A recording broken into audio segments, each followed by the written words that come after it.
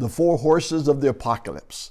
We see the image burned into everyone's mind of descriptions of horrible end of the world scenarios. We're going to talk about those four horses today in the Word.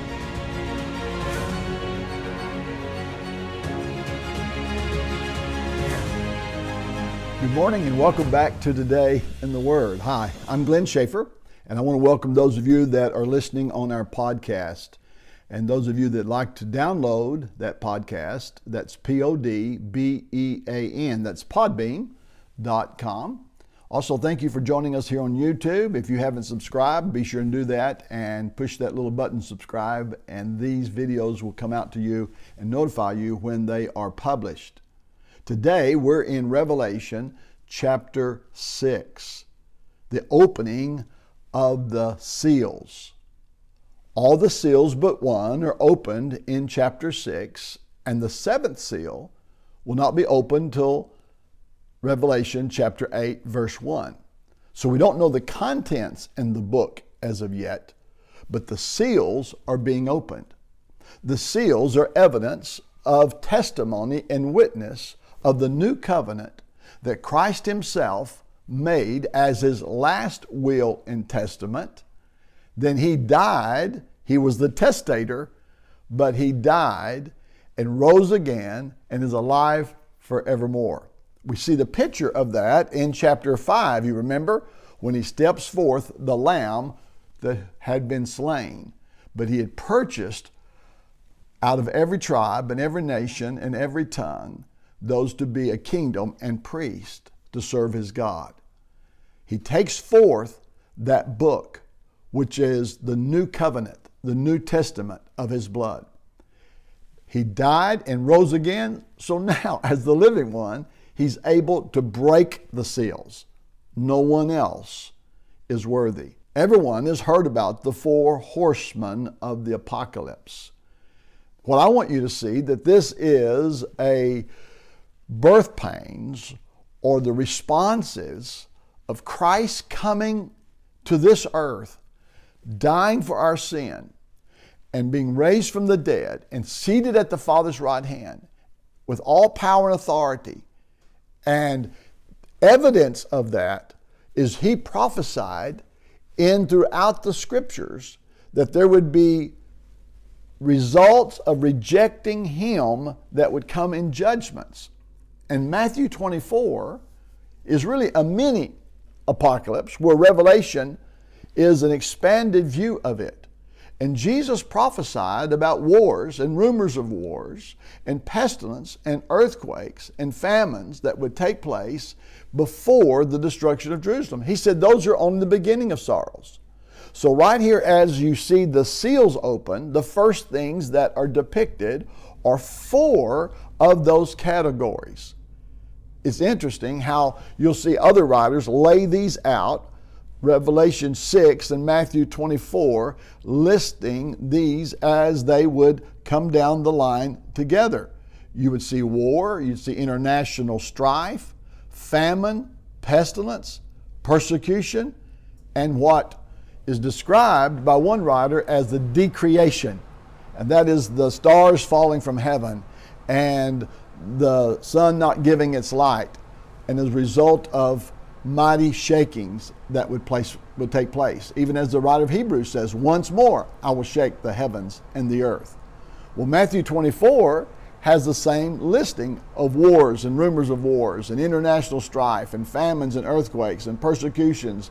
And if you want to use that word, decreation or the shaking of powers, and we're going to explain more what it means for the stars to fall from heaven and the sun not to give forth its light from a biblical perspective. So as we enter into these seals, you have to get the setting of what's going on, that Jesus has spent so much time in the Gospels depicting this age. And even while he was going to the cross, I don't know if you would remember this, but Pilate and Herod became friends. Rome and apostate Israel became buddies to reject the Christ. Now we pass over that too easily. We think, well, that's not such a big deal. No, it's a big deal. Jerusalem And the temple was established by God as the center of the universe. It's where he had all of his dealings. Everything came forth from the throne. That's where he met with his people out of the holies of holies. And now, because one greater than temple was there, the fulfillment of all the prophets was there, the Messiah, and they rejected him. And we're sitting here 2,000 years ago. We don't think that's a big deal. It's a huge deal. In the economy of God, God has to judge that. And that's why Jesus said, not one stone here shall be left on top of another. He has just spent chapter after chapter saying that there was promise of that coming against that generation. Way back in Matthew 11, he says, who can compare this generation? He says, they are like children sitting in the marketplace and calling out to others, we played the pipe for you and you did not dance. We sang a dirge, you did not mourn. There was no response to his own. He came into his own and his own received him not. That's why he describes in Matthew chapter 12 that generation was like a demon-possessed person. That when a demon goes out of a man, he's searching to find rest. So he goes among the dry places and he can't find rest. So he returns to the house which he came and brings with him 7 spirits more wicked than himself. And Jesus ends that in verse 45 and says the condition of that person is worse than the first. And he says, this how it shall be for this generation. You see, the time in which Jesus came, this is significant because the book of Revelation was written before the destruction of Jerusalem and is giving those early church awareness of what it was for Christ to sit on the throne and the things that they're about to see that take place around them. Where not one Christian lost their life because Jesus said, when you see the armies surround Jerusalem, get out and flee to the mountains of Judea. Josephus records that not one Christian lost their lives, even though more than 1 million Jews lost their lives in the destruction of the temple in Jerusalem. Why? Because Jesus prophesied this. This was coming judgments. That's why when Jesus was going to the cross and he was about to be crucified, as Pilate and Herod had joined up as friends, we'll see that in the book of Revelation too, the beast out of the beast out of the sea and the beast out of the land. Out of the sea is Rome, and out of the land is apostate Israel. We're going to see that, and how power was given from the dragon, the devil, to persecute the saints and become drunk with the blood of the saints, the martyrs. You're going to see that. What Jesus said to those who were following him as he was carrying his cross to Golgotha, and he had to have Simon of Cyrene help him carry the cross. He turns to them and said, daughters of Jerusalem, do not weep for me, but weep for yourselves and for your children. For indeed the days are coming in which they will say, blessed are the barren wombs that never bore, the breast who never nourished. He said there's coming a day, and he's talking to them, when they would say, it was so good that we never had children. Then we'll say to the mountains, fall on us, and to the hills, cover us.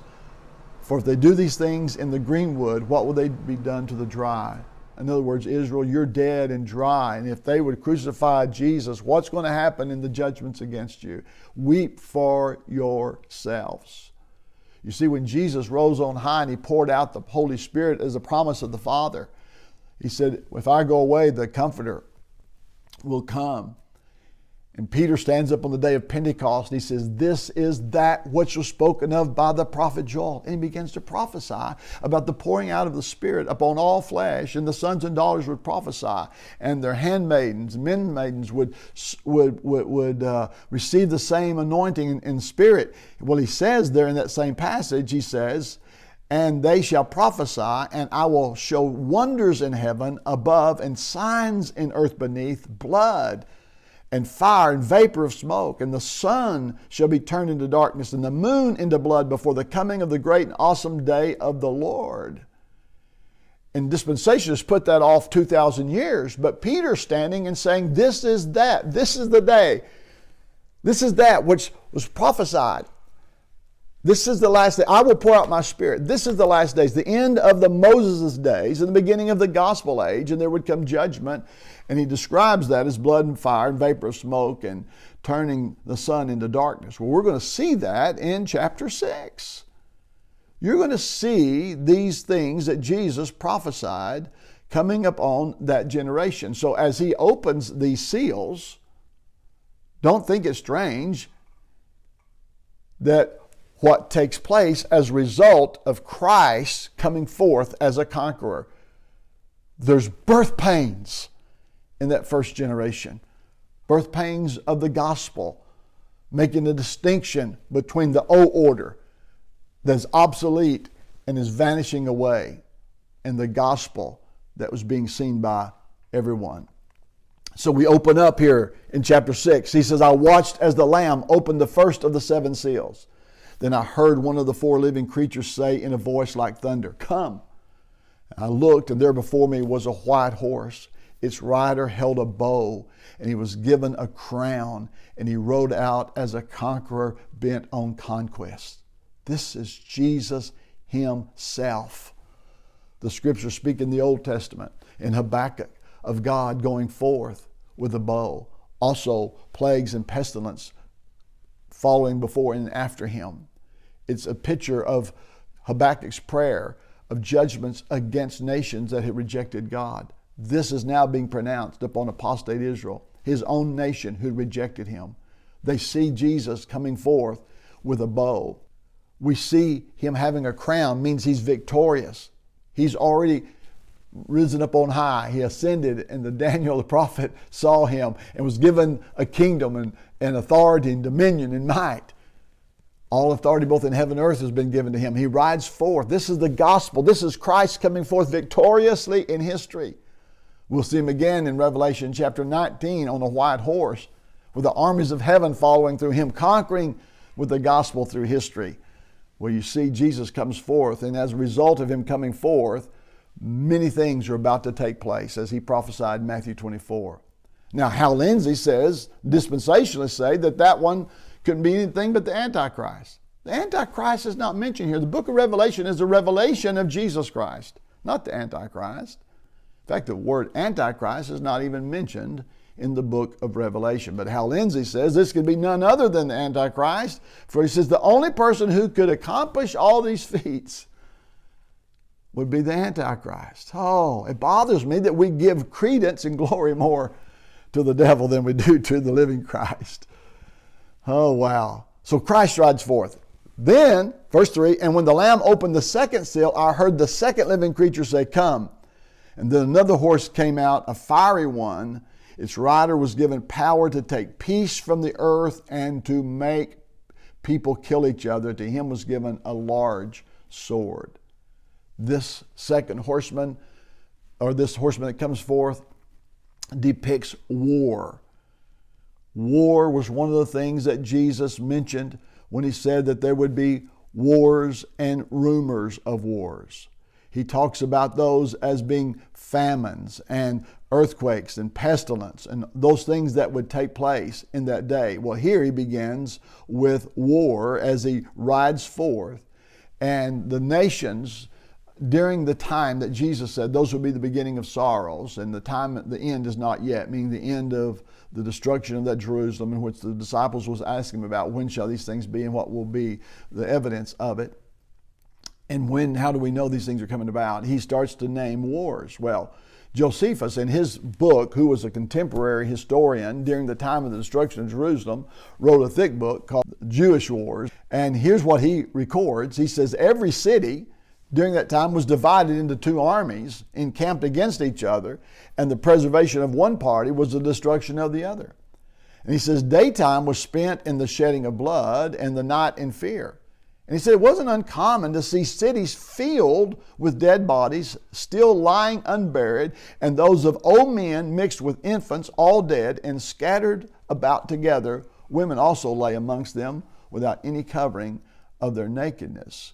War that took place and destructions, we'll talk more about it, was depicted by this horseman. These horsemen are not chronological events that are taking place. They are prophetic symbolism, which is what the book of Revelation is about, depicting what was taking place and would take place at Jesus as a consequence of his victorious ride.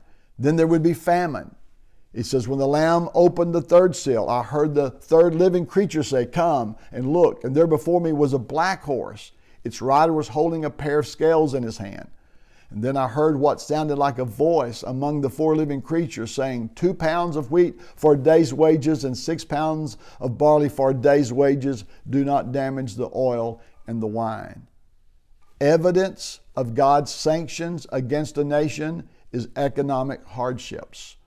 The further they turn from the gospel, that's true for every nation, but it's spelled out in Ezekiel chapter 4 that God uses famine to bring these sanctions.